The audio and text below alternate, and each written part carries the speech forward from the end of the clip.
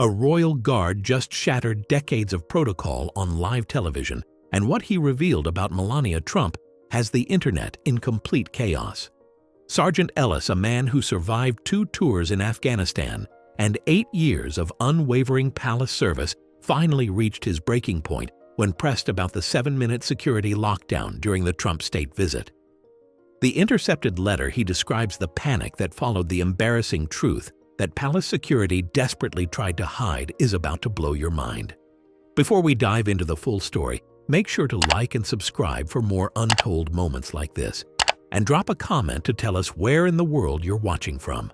Sergeant Ellis sits perfectly still across from the television host, his weathered hands folded precisely on the mahogany table before him. 8 years of palace service show in every calculated movement, the way his shoulders remain square despite the studio lights beating down on his civilian clothes. The host leans forward, pressing him about the infamous 7-minute lockdown that paralyzed Buckingham Palace security, but Ellis responds only with silence. Nearly 30 seconds pass, his jaw set in the same granite expression that once faced down insurgents in the mountains of Helmand province. At 42, Ellis carries himself with the bearing of a man who has seen too much yet spoken too little. His steel-gray eyes focus somewhere beyond the camera lens, as if viewing scenes that exist only in his memory. 2 grueling tours in Afghanistan had forged him into something unbreakable, teaching him that survival often depended on absolute silence in the face of overwhelming pressure. The selection process for the Queen's personal protection detail was extremely selective, eliminating most applicants before they even reached the physical trials. Ellis had endured 18 months of psychological evaluations and background investigations before swearing an oath of silence that carried the weight of centuries, each word binding him to secrecy that transcended personal loyalty or political affiliation. His military record spoke of a decorated soldier who had earned commendations for valor under fire, but those medals now gathered dust in his modest London flat. The palace demanded a different kind of courage, the strength to witness history unfold while maintaining the discipline never to speak of what he had seen. Ellis had mastered this art, watching presidents and prime ministers reveal their human frailties behind closed doors, yet never allowing even the slightest breach of protocol to escape his lips. The host shifts uncomfortably in his chair, clearly frustrated by Ellis's stone-faced responses to question after question. Years of interviewing politicians and celebrities had not prepared him for someone trained in military interrogation resistance. Ellis deflects each inquiry with practiced precision, his answers revealing nothing while technically addressing every point raised. The studio audience grows restless, sensing the tension building between these 2 very different men. Something fundamental had to break within a man like Ellis to bring him to this moment. Palace guards who violated their oaths faced immediate termination, criminal prosecution, and social exile from the only world they had known for years. The mystery deepens as Ellis continues his methodical deflection, his training evident in every calculated pause, every measured breath. What force could possibly drive such a disciplined professional to risk everything on live television? But when the host mentions Melania Trump's name, something flickers behind those steel-gray eyes. The change is subtle, lasting perhaps 2 seconds before Ellis regains his composure, but the camera catches it. His hands tighten almost imperceptibly against the table surface, and for the first time since the interview began, his gaze shifts directly to meet the host's eyes. The practiced mask slips just enough to reveal something raw underneath years of suppressed memory, threatening to break free. For 8 years, he had carried the weight of that oath, never imagining a moment would come when breaking it might serve a greater purpose. The studio falls completely silent as Ellis processes the question about Trump's state visit. His breathing changes, becoming deeper, more controlled, as if he were preparing for combat rather than conversation. The host recognizes the shift, leaning forward with renewed interest, sensing that he has finally found the pressure point that might crack this impossible witness. Ellis's military training wars against 8 years of palace discipline, while millions of viewers wait to see which force will prove stronger. Ellis finally speaks, his voice carrying the weight of everything he has kept buried since that terrible day. "There was a scent that lingered," he says slowly. Each word measured and deliberate, something that should not have been there. The admission hangs in the air like smoke from a discharged weapon, marking the moment when years of absolute silence finally began to crumble. His hands remain steady, but something fundamental has shifted in his posture, as if speaking those words has released pressure that had been building for months. The host presses forward, recognizing that the dam is beginning to crack, but Ellis raises one weathered hand to stop the questions. He needs to start from the beginning, he explains, to tell the story properly so people understand. Exactly what happened during those chaotic 7 minutes when palace security believed they faced a genuine threat to the monarchy itself. The camera zooms closer, capturing every line etched by years of service and sacrifice as Ellis prepares to violate everything he once held sacred. His voice takes on the cadence of a military briefing as he begins to describe that morning when the American delegation arrived at the palace gates. June 15th had started with standard security briefings and equipment checks, but when the armored limousine rolled through the palace gates, something immediately felt wrong to Ellis and several other experienced guards positioned along the route. Melania Trump stepped from the vehicle with movements that seemed calculated rather than natural, her eyes scanning the palace grounds in a pattern that suggested advanced knowledge of the layout. Ellis had learned to read body language during his combat tours, where survival often depended on recognizing when someone was acting against their stated intentions. Her behavior differed markedly from other first ladies who typically showed appropriate deference when entering the palace, staying close to their assigned escorts and asking polite questions about the architecture. Melania displayed an entirely different energy, moving with purpose toward specific areas while maintaining the facade of casual interest in her surroundings. She walked with the confidence of someone who had studied these corridors before ever setting foot inside them. The heavy scent of Chanel perfume that followed her everywhere proved particularly disturbing to palace security protocols. Visiting dignitaries typically wore subtle fragrances, appropriate for formal diplomatic settings, but Melania's perfume was applied so heavily that it created a distinctive trail throughout the palace corridors. Ellis noticed her lingering near service entrances that most visitors never saw, asking detailed questions about staff schedules, guard rotations, and the locations of private quarters with a persistence that made seasoned protection officers exchange worried glances. Her questions revealed knowledge of palace layout that should have been impossible for someone making their first official visit to the royal residence. Ellis felt the familiar tension he had experienced in Afghanistan when situations began moving beyond normal parameters. She inquired about operations that went far beyond normal curiosity about royal life, displaying the same nervous energy he had learned to recognize in potential threats during his military service. Guard Captain Morrison, a decorated veteran known for his absolute discretion, became the focus of Melania's attention in ways that crossed diplomatic boundaries. She asked specific questions about his service record, his role in protecting the Queen, and his daily responsibilities, while maintaining eye contact that lasted longer than protocol would normally permit. Morrison himself seemed uncomfortable with the attention, responding to her questions with professional courtesy while attempting to maintain appropriate distance. Ellis watched these interactions with growing concern, recognizing that Melania was gathering intelligence about palace security operations under the cover of friendly conversation. Her interest in Morrison went beyond casual diplomatic politeness, extending to personal questions about his background and qualifications that served no obvious purpose. The way she studied his responses suggested she was memorizing details for reasons that had nothing to do with diplomatic courtesy. The situation escalated when Ellis observed Melania deliberately separating herself from her designated tour group during a brief pause in the formal proceedings. She moved with obvious intent toward corridors that were strictly forbidden to foreign dignitaries, areas that housed sensitive government communications equipment, and direct access routes to the Queen's private quarters. Her knowledge of these restricted pathways suggested preparation that went far beyond what any legitimate diplomatic mission would require. Ellis found himself facing an impossible decision. as he watched Melania disappear into areas where her presence constituted a serious security breach. His training demanded immediate intervention to prevent unauthorized access to classified areas, but palace protocol required him to report the situation through proper channels before taking direct action.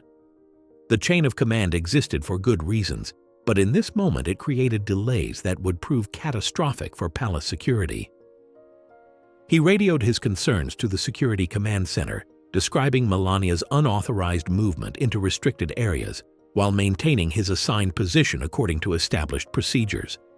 The response came back instructing him to continue monitoring the situation while senior officers assessed the appropriate response to what appeared to be a diplomatic incident in progress. Those precious minutes of delay allowed the situation to spiral completely beyond anyone's control. Ellis admits that his decision to follow protocol rather than trust his instincts represents one of the greatest failures of his entire career. Years of military training had taught him to act decisively when facing potential threats, but 8 years of palace service had conditioned him to defer to higher authority in complex diplomatic situations. The conflict between these two sets of training created hesitation at the exact moment when immediate action might have prevented disaster. The security sweep that followed would uncover evidence hidden in the Queen's private wing that transformed a concerning diplomatic incident into something far more serious. What palace security discovered would force everyone involved to confront uncomfortable truths about the real motivations behind this seemingly routine state visit. Later that afternoon, during the routine security sweep, senior technician Rebecca Hayes noticed something unusual behind the portrait of King George VI in the Queen's private sitting room. The ornate golden frame had been shifted slightly from its normal position, creating a gap between the painting and the wall that should not have existed. Hayes immediately recognized that someone had deliberately moved the portrait to conceal something behind it. What she discovered tucked into the narrow space would send shockwaves through the entire palace security apparatus. A single sheet of cream-colored stationery bearing the seal of the visiting American delegation contained handwriting that was unmistakably feminine. The letter was addressed to Captain Morrison in script that showed the distinctive characteristics of someone whose native language was not English. Ellis describes the moment Hayes radioed her discovery to the Security Command Center, her voice tight with professional concern, as she reported finding unauthorized correspondence in a restricted area. The letter was immediately photographed in place before being carefully removed for analysis by MI5 specialists trained in document authentication and threat assessment. Within minutes, senior palace officials were examining content that would make seasoned intelligence operatives uncomfortable with its implications for diplomatic security. The letter began with quotes from Romeo and Juliet, specifically the balcony scene where Juliet speaks of names and their significance in matters of the heart. Melania had copied the lines in her distinctive handwriting, revealing someone attempting to express intimate feelings through Shakespeare's romantic poetry. What followed proved even more disturbing to palace security personnel who understood the implications of such correspondence. Melania had written about her fascination with British military tradition, describing her admiration for soldiers who had served with honor in foreign conflicts. She specifically mentioned Morrison's service medals, which she had observed during their brief interactions, asking detailed questions about the campaigns they represented. The letter revealed knowledge of his military background that went beyond what any casual diplomatic conversation could have provided. The most shocking section contained Melania's proposal for a private afternoon tea meeting away from the formal diplomatic schedule. She suggested they could discuss British military history in greater detail, perhaps in one of the palace's private gardens, where they would not be disturbed by official duties or protocol requirements. The language was carefully worded to maintain plausible deniability, but the romantic undertones were unmistakable to anyone familiar with such correspondence. Ellis watches the television host's expression change as he describes the embarrassing romantic language that made even experienced MI5 agents blush while reading the intercepted letter. Melania had attempted to weave Shakespeare quotes throughout her proposal, creating a bizarre mixture of literary romance and diplomatic impropriety that violated every protocol governing interactions between visiting dignitaries and palace security personnel. The effort to appear cultured and educated only emphasized how inappropriate the entire approach had been. Security officials realized immediately that the letter represented far more than a simple diplomatic embarrassment. The document contained specific details about palace layout, security procedures, and personnel information that should have been impossible for any visitor to obtain during a standard state visit. Melania's knowledge of Morrison's daily routines, his access to restricted areas, and his role in protecting the Queen raised serious questions about potential intelligence-gathering activities disguised as romantic interest. The Security Command Center erupted in controlled panic as officials grappled with the implications of a foreign dignitary's wife attempting to compromise a member of the Queen's personal protection detail. Emergency protocols designed for potential espionage activities were immediately activated, while senior intelligence officials assessed whether the letter represented a genuine security threat or simply an embarrassing personal indiscretion. The distinction mattered enormously for how the situation would be handled diplomatically.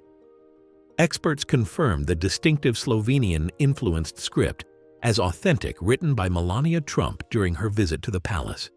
The paper matched stationery provided to the American delegation, while the ink analysis revealed it had been written within hours of its discovery.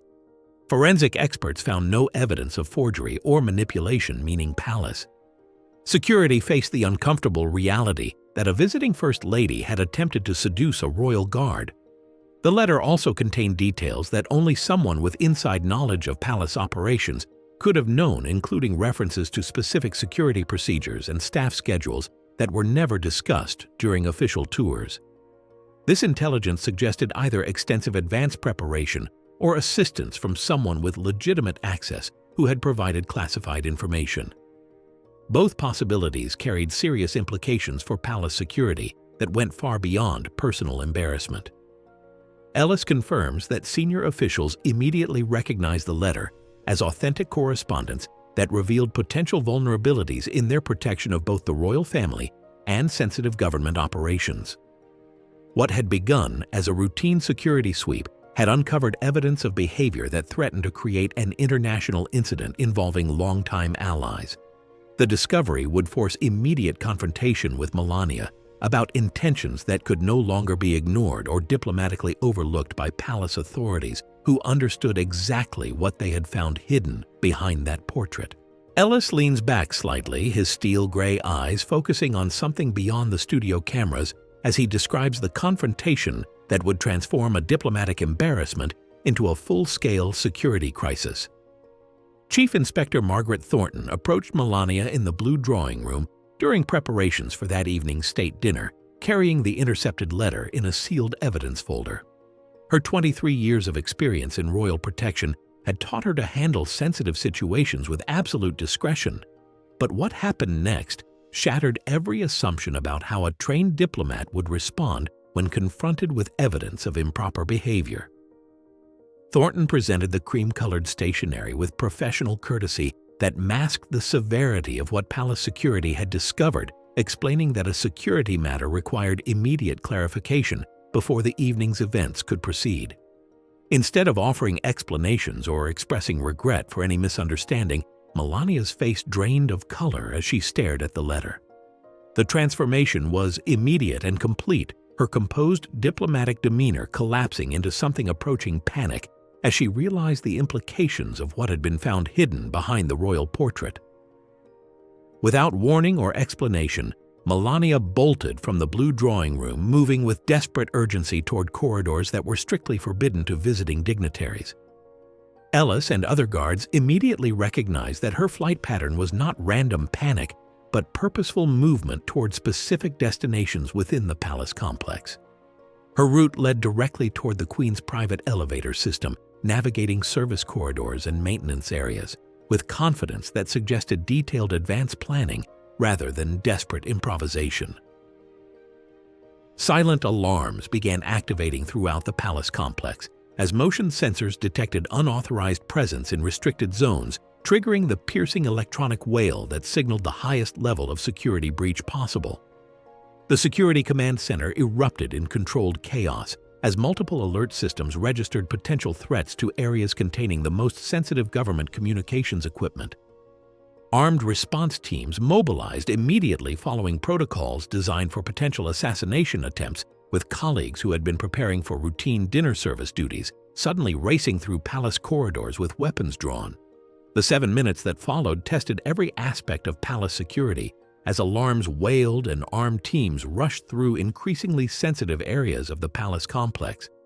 Ellis describes the surreal experience of pursuing a foreign dignitary through corridors designed to protect state secrets, while knowing that diplomatic relationships between longtime allies hung in the balance. Communication between security teams crackled with urgent updates as the search expanded through areas where unauthorized personnel could potentially access classified materials or threaten members of the royal family. The search finally ended in the Queen's private library, where Ellis and 2 other guards discovered Melania crouched behind a mahogany desk, clutching her mobile phone while speaking rapidly in Slovenian to an unknown contact. Security personnel approached immediately, but the damage to palace security had already been done. The unauthorized access to sensitive areas had triggered every alarm system designed to protect the monarchy from foreign intelligence operations.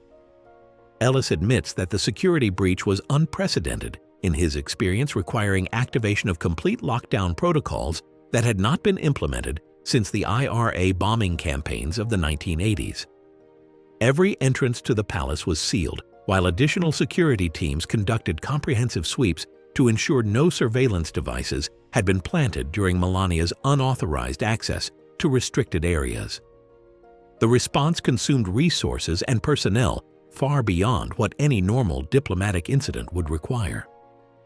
The recovery operation took nearly an hour to complete, as security teams verified that no permanent damage had been done to sensitive government operations housed within the palace complex. Ellis describes the aftermath as eerily quiet, with normal diplomatic activities suspended while senior officials assessed whether the evening's state dinner could proceed without compromising ongoing security investigations. The decision would ultimately rest with intelligence officials who understood the broader implications of what had just occurred. What followed would prove even more challenging for palace security as they prepared to brief the President of the United States about his wife's actions. Ellis shifts uncomfortably in his chair, his expression growing darker as he recalls being present for conversations that would test diplomatic relationships in ways no protocol manual had ever anticipated. The confrontation that awaited would reveal just how far some people would go to protect their reputation when faced with undeniable evidence of behavior that crossed every line of acceptable diplomatic conduct. Ellis watched as Trump learned the full scope of the breach, his expression cycling rapidly from confusion to disbelief as MI5 officials presented photographic evidence of the intercepted letter and security footage of Melania's unauthorized movement through restricted areas.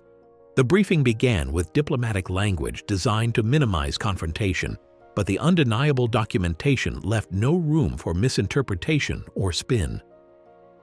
Trump's face transformed from puzzlement to fury as the full implications became clear.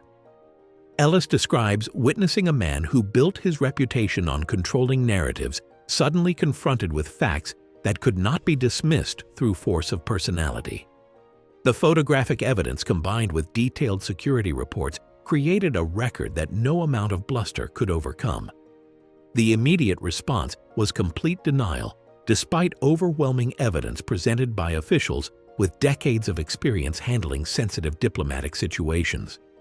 Trump declared his wife would never engage in such behavior, insisting the entire incident represented deliberate misinterpretation of innocent actions.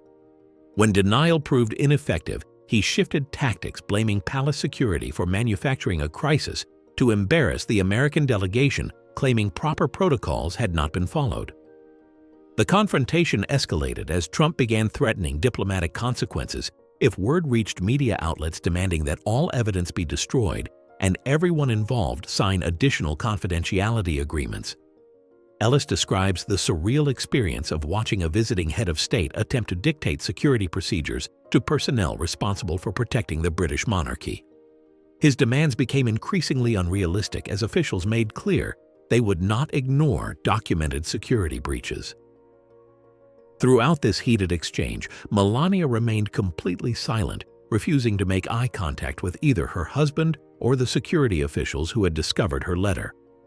Ellis noticed she seemed to withdraw further into herself as Trump's denials became more emphatic, creating distance from accusations she made no attempt to refute or explain. Her silence spoke volumes to experienced personnel trained to read body language during crisis situations. Trump's attempts to reframe the narrative became increasingly desperate as he claimed Melania had simply become lost during her palace tour, suggesting her presence in restricted areas resulted from confusion rather than deliberate infiltration. The letter he dismissed as a cultural misunderstanding written by someone whose English was not sufficiently developed to convey appropriate diplomatic sentiment. Palace officials worked frantically behind the scenes to assess whether the evening's dinner could continue without compromising ongoing security investigations.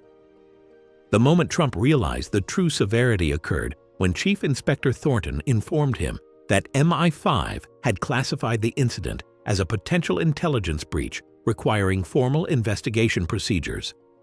His bluster faded as he understood the matter had moved beyond palace security into territory governed by national security protocols that could not be influenced through diplomatic pressure or personal relationships between allied governments. Ellis confirms that Trump's demeanor changed completely once he grasped that intelligence agencies were involved, transforming from angry denial to calculating assessment of potential consequences. The realization that classified procedures had been triggered meant certain aspects of the investigation would proceed regardless of diplomatic preferences or attempts to contain the situation through traditional channels. The confrontation concluded with Trump delivering what Ellis describes as a barely veiled threat to everyone present in the room. His final words made clear that anyone who spoke publicly about the incident would face personal consequences from him directly rather than through normal diplomatic channels. The threat was delivered with cold precision that contrasted sharply with his earlier emotional outbursts, suggesting calculated intimidation designed to ensure continued silence from witnesses. Palace officials managed to salvage the evening's state dinner through careful choreography that maintained diplomatic appearances while internal security reviews continued behind closed doors. Ellis describes the eerie normalcy of formal proceedings that followed, with toasts and speeches proceeding as scheduled while everyone involved carried the weight of what had just transpired in private meetings that would never appear in official records. The machinery of diplomatic cover-up moved swiftly to contain potential damage with additional non-disclosure. Agreements circulated among palace staff who had witnessed any aspect of the security breach. Ellis found himself signing documents that went far beyond his existing oath of service, binding him to silence about events that challenged everything he believed about honor and duty to truth. What troubled Ellis most was not the incident itself, but the systematic effort to bury uncomfortable facts that served only to protect personal embarrassment rather than legitimate national security interests. The weight of this knowledge would follow him through months of sleepless nights as he watched the political machinery work to ensure that what happened during those chaotic 7 minutes would never reach public awareness. Ellis discovered that carrying such knowledge created an impossible burden, where his oath to silence battled against his moral duty to truth. His military service in Afghanistan had taught him the difference between legitimate operational security that protected lives and cover-ups designed solely to shield powerful people from embarrassment. What happened in the palace that day fell clearly into the second category, yet his oath to the crown demanded he treat both situations with identical discretion. Captain Morrison approached Ellis privately after noticing his declining performance, expressing concern that other guards involved in the Trump visit were experiencing similar difficulties processing what they had witnessed. The conversation revealed the broader impact of forced silence on personnel who understood they possessed information that could reshape public understanding of major political figures who continued seeking positions of greater authority. The breaking point came when palace administrators required additional non-disclosure agreements from staff who had any knowledge of the Trump visit. These enhanced documents went beyond standard confidentiality requirements, demanding absolute silence about specific incidents while threatening criminal prosecution for anyone who violated the secrecy protocols. Ellis recognized these efforts as attempts to bury the incident rather than protect legitimate national security interests. His military background had taught him to distinguish between necessary operational security and institutional cover-ups that served only to protect powerful individuals from consequences of their actions. The enhanced confidentiality requirements felt wrong to someone who had risked his life defending principles of accountability and truth during 2 combat deployments in Afghanistan. Ellis understood that signing such documents would make him complicit in enabling patterns of behavior that contradicted everything he believed about service and duty. The moment Ellis realized his silence was enabling corruption rather than protecting security occurred while watching Trump continue his political career without any public acknowledgement of what had transpired during the palace visit. The disconnect between public perception and private reality became unbearable for someone trained to value honesty above personal comfort or professional advancement. His oath to the crown meant nothing if it required protecting lies that could influence democratic processes. Ellis made contact with the television producer through an intermediary who understood the risks involved in revealing classified information about royal security operations. The initial conversations took place in anonymous locations using communication methods designed to protect both parties from surveillance by intelligence services who monitored palace staff for potential security leaks. Ellis knew that even discussing such revelations could result in immediate termination and criminal prosecution. The decision to appear on television required Ellis to accept that his career in royal protection would end immediately regardless of legal consequences that might follow. 8 years of faithful service would be erased by a single interview that violated every protocol governing palace security operations. His pension would disappear, along with his professional reputation, leaving him financially vulnerable while facing potential imprisonment for breaching national security laws.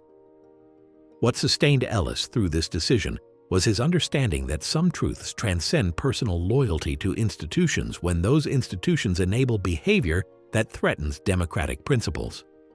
His military service had been predicated on defending values that included accountability and transparency in government operations.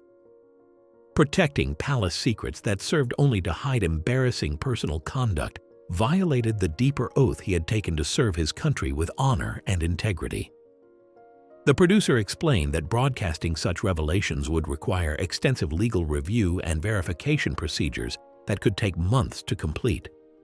Ellis understood that this delay would allow palace officials and intelligence services time to prepare responses designed to discredit his testimony and minimize public impact of his disclosures. The institutional machinery would mobilize against him with resources far exceeding anything an individual whistleblower could match. Ellis states that some truths are too important to remain buried, especially when they involve the character of those who seek to lead democratic nations. His voice carries the conviction of someone who has made peace with personal consequences while focusing on broader principles that transcend individual careers or institutional loyalty.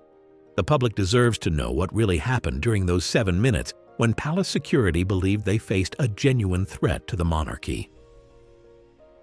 The long-term consequences of that security breach extended far beyond personal embarrassment for the individuals involved, revealing vulnerabilities in royal protection that foreign intelligence services could potentially exploit. Ellis understood that his silence was not just protecting political figures, but enabling security weaknesses that could threaten the safety of the royal family during future diplomatic events involving hostile foreign governments who might have learned about palace procedures through this incident. What happens when duty to truth overtakes loyalty to institution? The comprehensive investigation that followed the Trump visit would prove that the 7-minute lockdown was only the beginning of security concerns that palace officials discovered. Ellis prepares to reveal one final piece of evidence that transforms everything viewers thought they understood about that chaotic afternoon when diplomatic protocol collapsed into something far more dangerous. Ellis sits back in his chair, the weight of years finally lifted from his shoulders as he prepares to deliver one final revelation. Security logs showed she photographed classified escape routes on her phone, confirming worst fears about the true purpose behind her unauthorized palace access. The images showed detailed documentation of emergency protocols and security layouts that could compromise royal protection for decades to come. This incident exposed vulnerabilities that foreign intelligence services could easily exploit during future diplomatic visits. The breach revealed how easily palace security could be compromised by someone with diplomatic immunity and determined intent. This breach may haunt palace security for years to come. If you found this story as shocking as we did, let us know in the comments what you think about diplomatic immunity being used to compromise national security.